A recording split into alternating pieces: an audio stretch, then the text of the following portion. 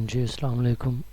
عزیز طلباء اور طالبات۔ آج کا ہمارا ٹاپک جو ہے وہ جماعت داہم کی نظم کسان ہے، جس کا ہم شعر نمبر 5 اور 6 آج کریں گے۔ تو اس سے پہلے جو ہے وہ شاعر کا مختصر سا تعارف ہوگا کہ ان کا اصل نام شبیر حسن خان تھا، لکھنؤ میں پیدا ہوئے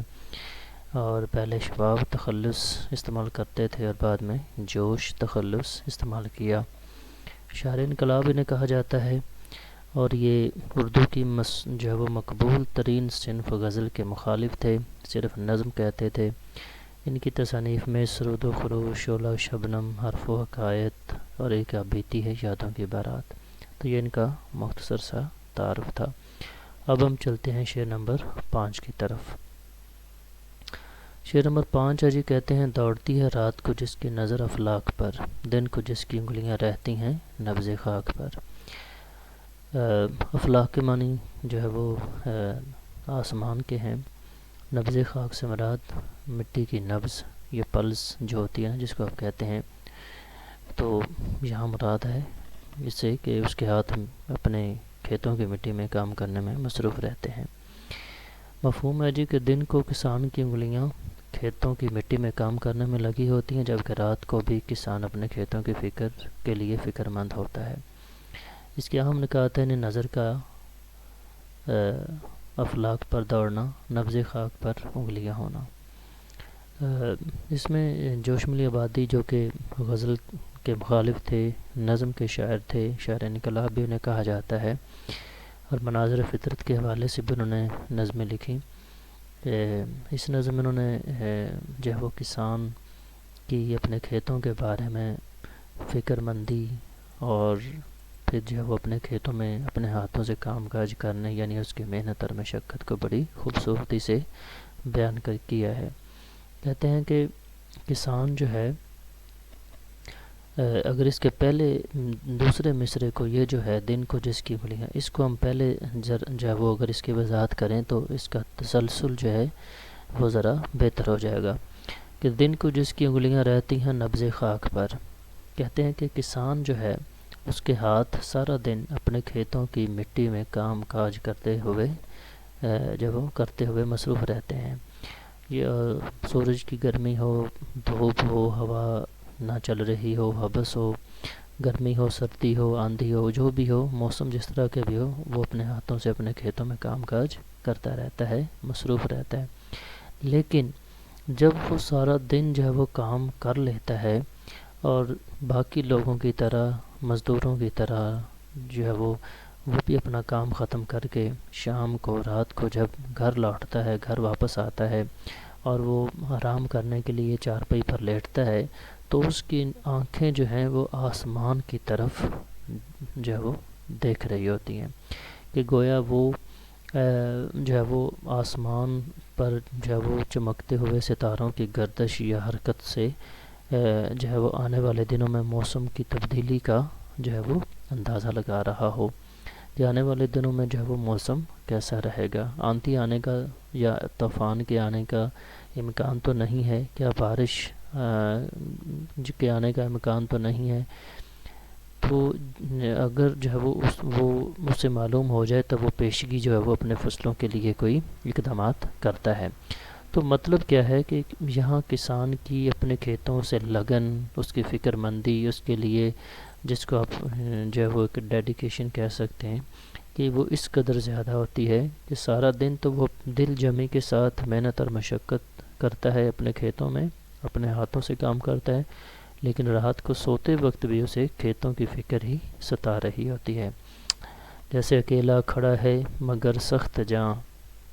بڑا محنتی ہے بہادر کساں، ہے ہر گھڑی کام ہی کا دھیان، بڑا محنتی ہے بہادر کساں۔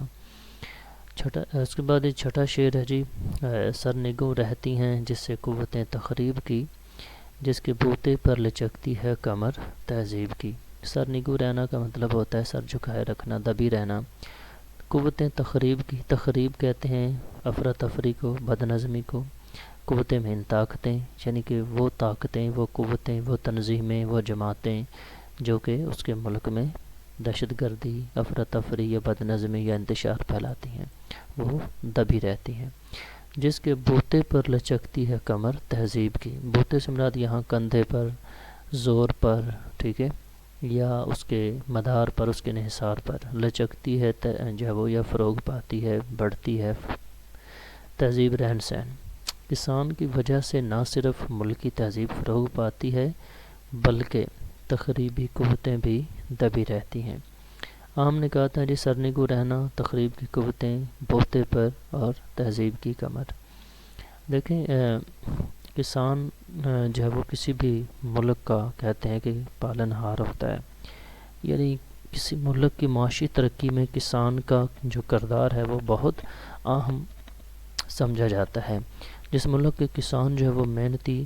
مشقتی اور دل جمی سے اپنے کھیتوں میں کام کاج کرتے ہیں، وہ ملک، وہ قومیں کبھی جو ہے وہ قحط سالی کا شکار نہیں ہوتی، وہ اپنے خوراک میں خود کفیل ہوتی ہیں۔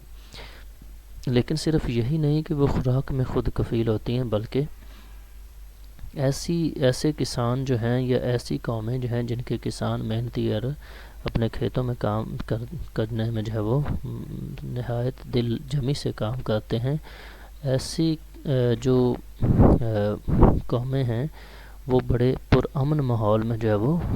رہتی ہیں اور زندگی بسر کرتی ہیں۔ یہاں جوشملی آبادی نے کسان کی وجہ سے جو ہے وہ کہا ہے کہ کسان کی وجہ سے جو کسی ملک میں افراتفری، دہشت گردی یا پھر انتشار اور بد نظمی پھیلانے والی قوتیں ہیں وہ دبی رہتی ہیں، ان کی جرأت نہیں ہوتی کہ وہ اس کے ملک میں کوئی تخریب کاری کر سکیں۔ کیوں؟ کیونکہ اس کے پیچھے ایک مضبوط کسان کا ہاتھ ہوتا ہے۔ اب یہ ایک پورا پروسیس ہے کہ کسان جو ہے وہ کس طرح جو ہے وہ تخریبی قوتوں کو دبا دیتا ہے۔ وہ تو اپنے کھیتوں میں کام کر رہا ہوتا ہے، لیکن اس کے پیچھے ایک جو ہے وہ پورا عمل ہے، پورا پروسیس ہے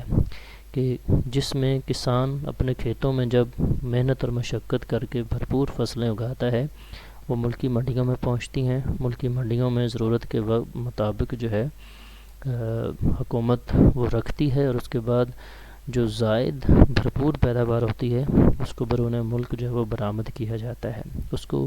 بیچ کر قیمتی زر مبادلہ حاصل کیا جاتا ہے، اور جب حکومت وہ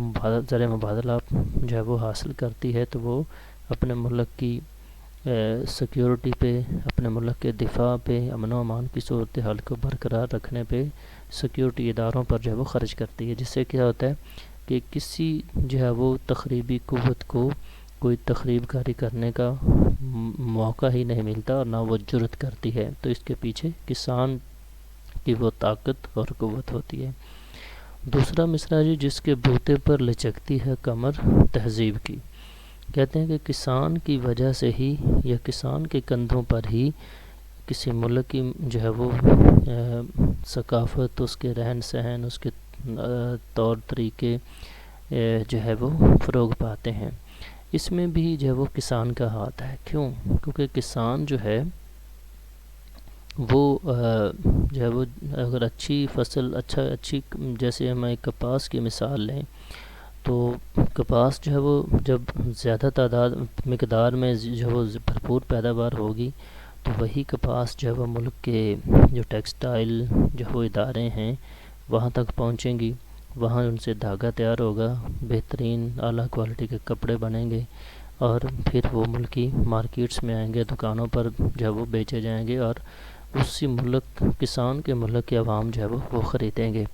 پہنیں گے، جس سے اور نہ صرف کپڑے بلکہ بہت ساری چیزیں جو ہے وہ اس سے تیار ہوتی ہیں، جس سے کیا ہوتا ہے کہ لوگوں کا معیار زندگی جو ہے وہ بلند ہوتا ہے، کسی قوم کا رہن سہن جو ہے وہ فروغ پاتا ہے، ٹھیک ہے، ان کی تہذیب فروغ پاتی ہے، بڑھتی ہے۔ اس لیے جو ہے کسان نہ صرف کسی ملک، کسی قوم کے دفاع کو مضبوط کرتا ہے بلکہ کسی ملک کی تہذیب کے فروغ پانے میں بھی کسان کا بڑا ہاتھ ہوتا ہے۔ تو یہ تھے بیٹے آج کے 2 اشعار، امید ہے کہ آپ کو اچھی طرح سمجھ آ گئی ہوگی۔ اب ہم اس کو نوٹس سے جو ہے وہ ان کو ریڈ کریں گے، اور تاکہ آپ کو اندازہ ہو جائے کہ کیسے لکھتے ہیں۔ 5واں شعر تھا جی،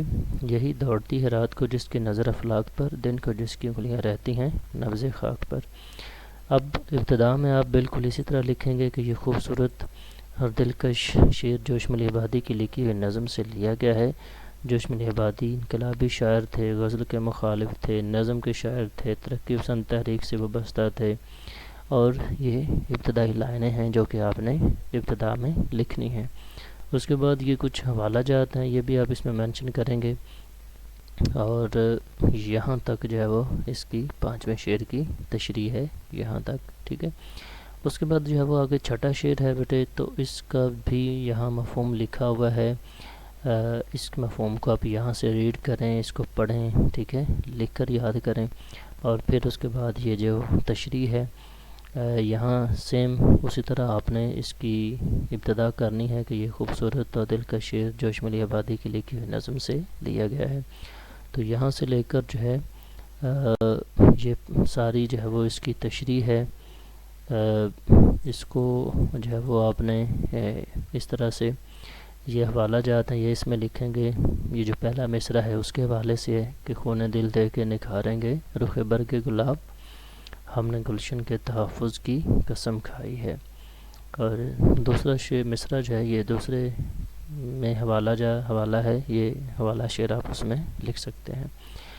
تو آج کے لیے اتنا ہی تھا، جو ہے وہ امید ہے کہ آپ نے آسانی سے اس کو سمجھا ہوگا۔ تو انشاءاللہ جو ہے وہ اگلے لیکچر میں پھر ملاقات ہوگی، اپنا خیال رکھنا، اللہ حافظ۔